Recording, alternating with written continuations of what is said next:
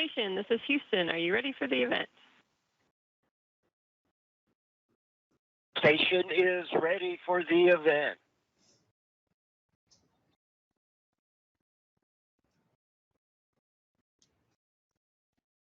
KATU, this is Mission Control Houston. Please call station for a voice check. Station, this is Jessie Satin with KATU. How do you hear me?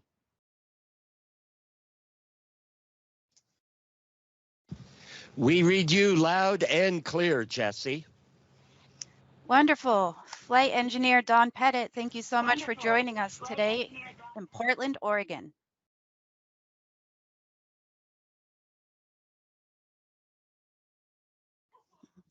It's a pleasure to be back in Oregon in a special way via radio waves and transmission. So I'm happy to think about being back in a place that's near and dear to my heart.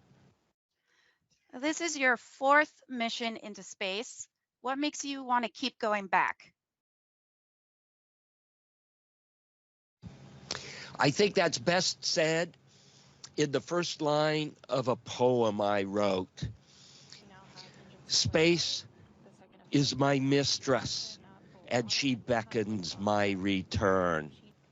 And then it goes on and on and on. But that's the essence. It's the essence of being human and exploring.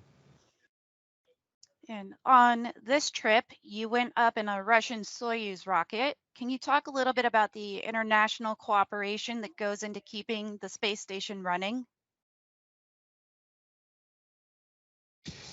Space station is built and operated by a whole bunch of countries. ESA, European Space Agency, Canada, Japan, and Roscosmos from Russia. And it's amazing what you can do when you get a bunch of really creative and smart people all working together for a common goal. And the space station is the result of that. We are exploring space together in a way that would not be possible if we were doing it as individuals. And this mission includes numerous experiments and studies. Can you tell us about a few that really excite you? One of the most exciting experiments that I think that's happening here on Space Station right now, it's not something that we deal with inside. It's something that's mounted on the outside of station. It's a X-ray observatory. It's called NICER.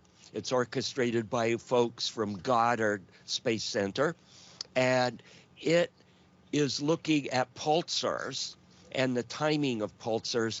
And it's kind of an esoteric thing. It doesn't help feed and clothe people right now.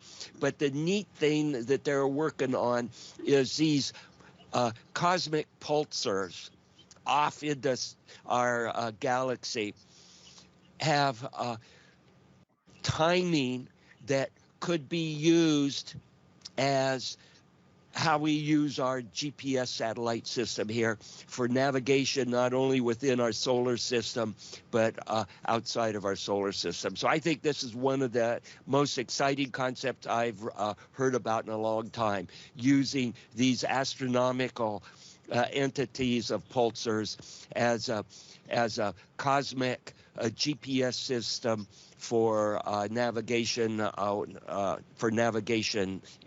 as we explore our universe. Amazing. Are there any smaller experiments you might be able to give us a demonstration of, or show us any tools that you've helped create? I've got one of the things I like to do in my off-duty time is what I call science of opportunity. And I happen to have something here that I could demonstrate.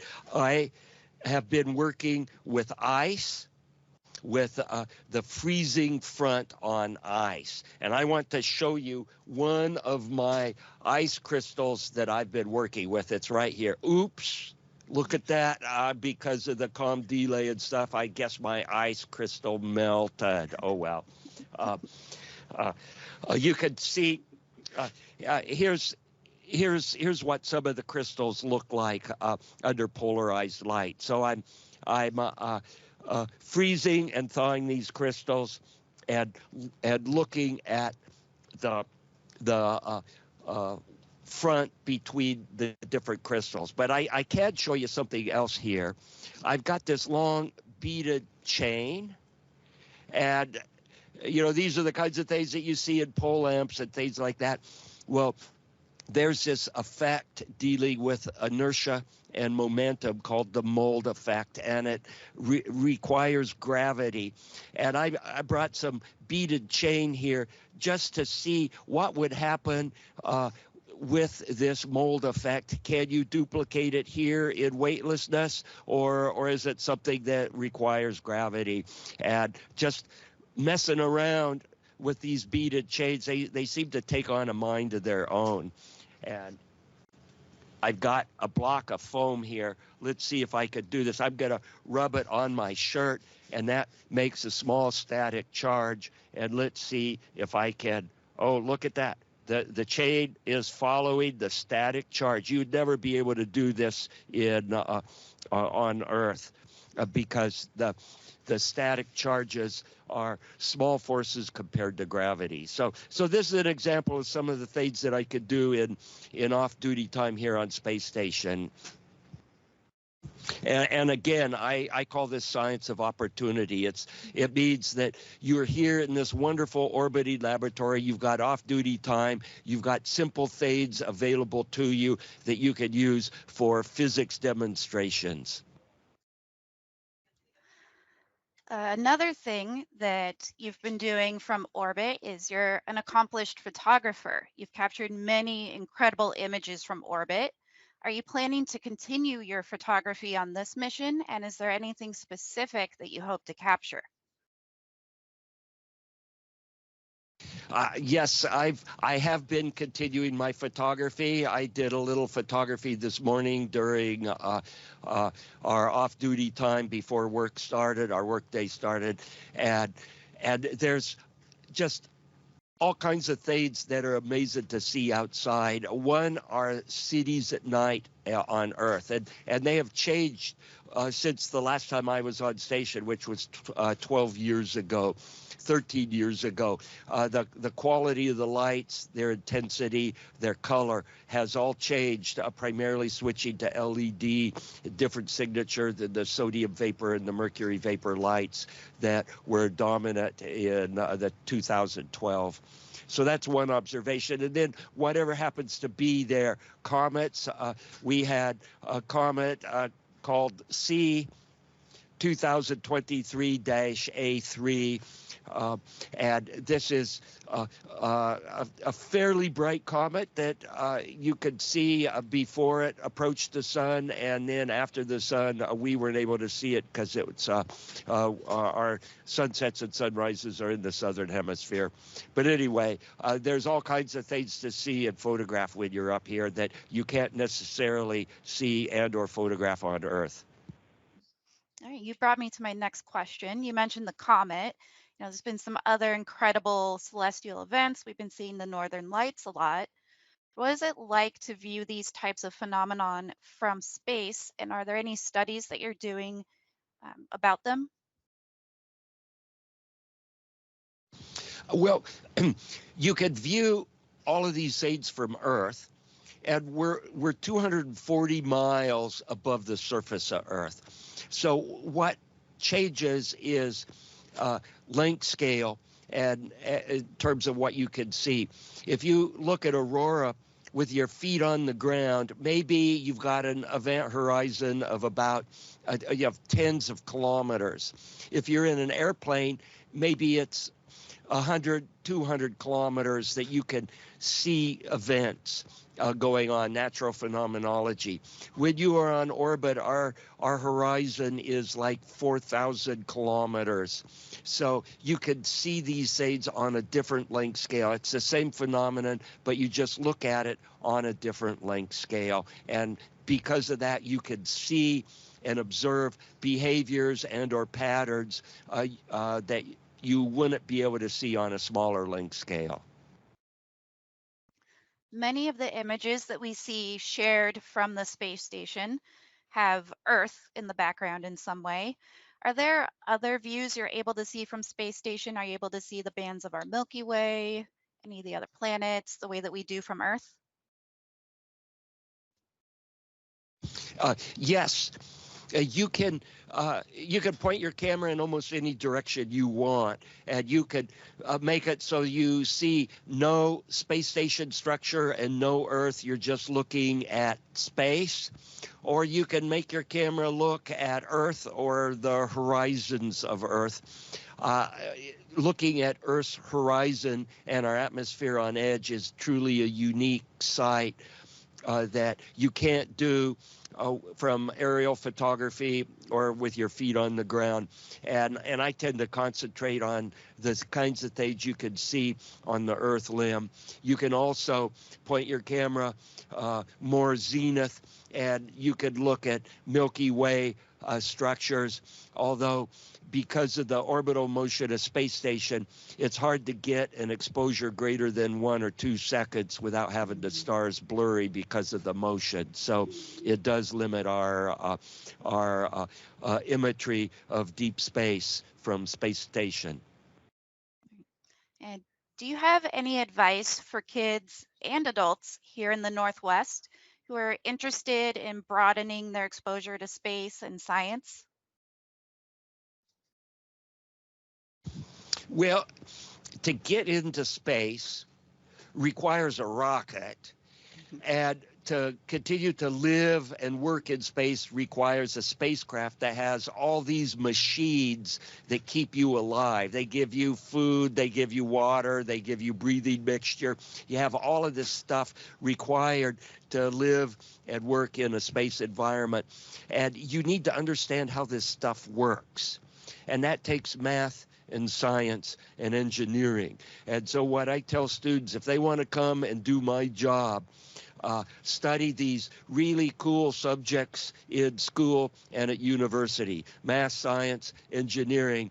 And then when you pop out on the other side of your education, you will find that, hey, I'm going to be qualified to apply to either a private astronaut program or NASA astronaut program, and then you could go down the road to become an astronaut.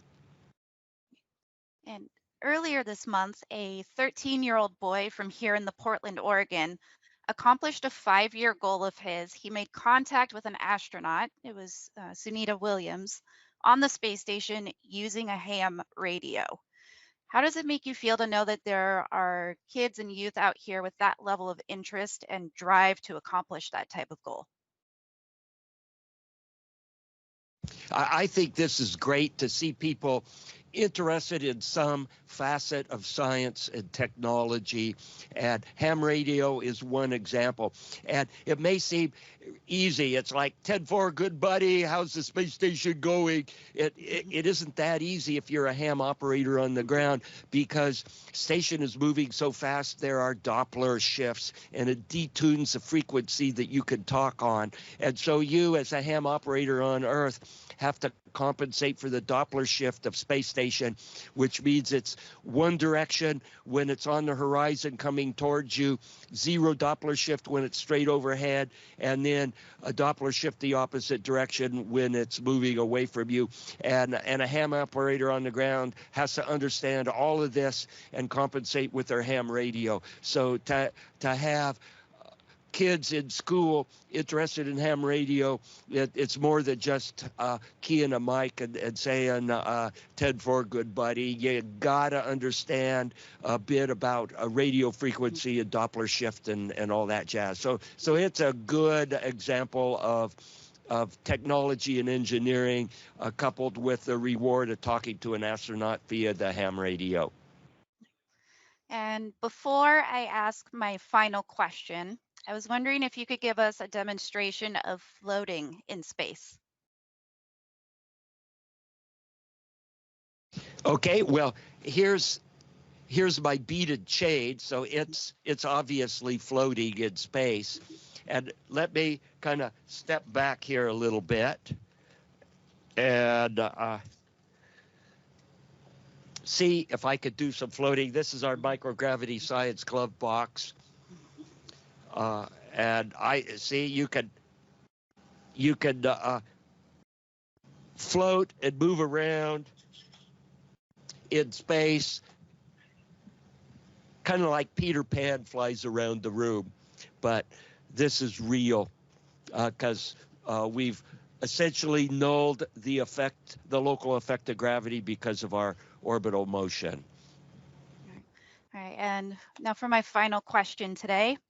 What do you hope to see accomplished in space exploration within your lifetime? Oh, wow. What I hope the most is not specific goals on the road to space exploration. You could say, well, Moon, Mars, and so on, Europa, whatever. What I hope to see is a continued effort in space exploration. What would break my heart would be if people decide, we're done with space exploration. Let's just sit at home and do things on Earth. What I hope is that space will continue to be explored in a consistent and stepwise manner internationally, where we can work together with our international partners and produce something that individually would be impossible to do. And that's what I really hope happens with space exploration in my lifetime. Well, Flight Engineer Don Pettit, thank you so much for your time today. It was great talking with you. And it's great to know that Oregon is still there. It hasn't run away. We orbit it every so often, and I could look down. I missed a really good pass where we were going to fly over Portland the other day. And, I've got this day job. I got to work this timeline and do the science and the engineering and the maintenance of space station. And I was busy doing real work and couldn't go to the window to take pictures of Portland. But rest assured, I will be able to take pictures of Oregon, not only Portland, but all the other places that might be of interest. Crater Lake is beautiful from space. But anyway, I will get some pictures of Oregon, and it sings to my heart when I see this from space. Thank you very much. Thank you. Station, this is Houston ACR. That concludes the event. Thank you to all participants. Station, we are now resuming operational audio communications.